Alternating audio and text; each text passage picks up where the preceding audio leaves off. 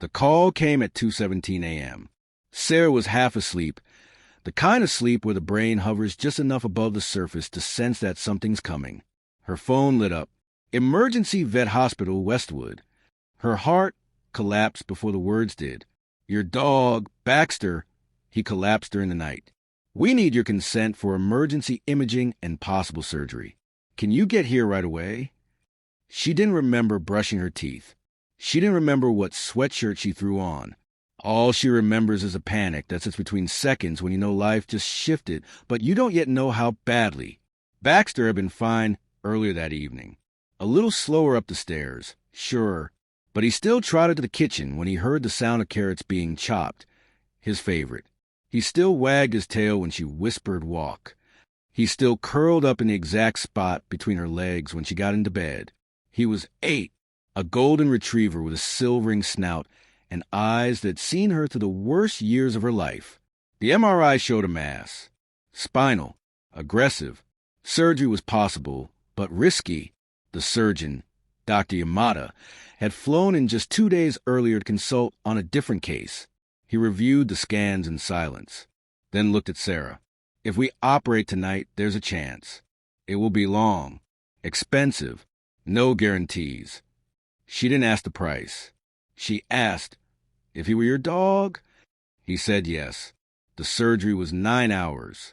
She sat outside the operating room window, staring at the blur of gloved hands, sterile tools, blinking machines. She didn't cry. She had cried when she lost her mom. Cried when her fiancé left a week before their wedding. But not now. Now she was just holding something still, like if she moved, even slightly, Baxter would slip away. When the doors opened and the team wheeled him out, she stood up but couldn't speak. Dr. Yamada nodded. He made it through. Now comes the hard part. Recovery.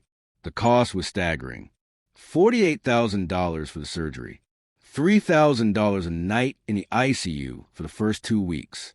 $6,000 for stem cell therapy imported from Japan. $1,200 for canine hydrotherapy.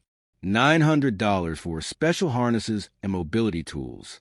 $15,000 for 6 months of physical therapy. By month 3, the total was nearing $115,000. She had drained her savings by week 1. She cashed out her retirement.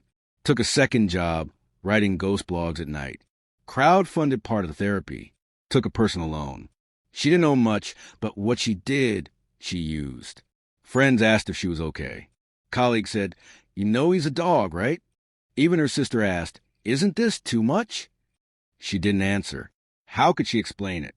How you explain that when she was so depressed she couldn't get out of bed, Baxter dragged her blanket off and barked until she stood up? How do you put a price on the time he sat beside her, unmoving, when she got the call that her mother's cancer was terminal? How do you quantify loyalty so fierce that no heartbreak, no job loss, no moment of silence ever truly felt lonely again? You don't. You live it. And so she did. One night, around month 4, Baxter took his first steps unaided. Wobbly, shaky, but steps. She filmed it and posted it.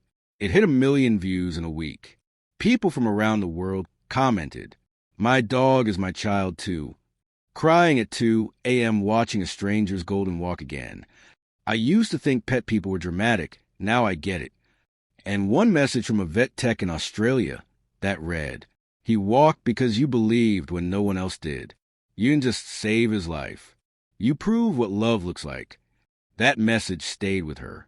By month 6, Baxter was chasing butterflies again. Not for long, but long enough.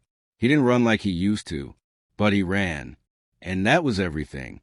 The total bill ended up at $126,417.42. Sarah kept the receipt, framed it, not because she wanted to remember the money, because she wanted to remember that some things are worth everything. And in the quiet evenings, when Baxter snores next to her on the couch, older, slower, but alive, she doesn't think of the surgeries or the loans or the hospital lights. She just thinks about how love, real love, doesn't ask for logic. It asks for devotion. And sometimes devotion costs 6 figures.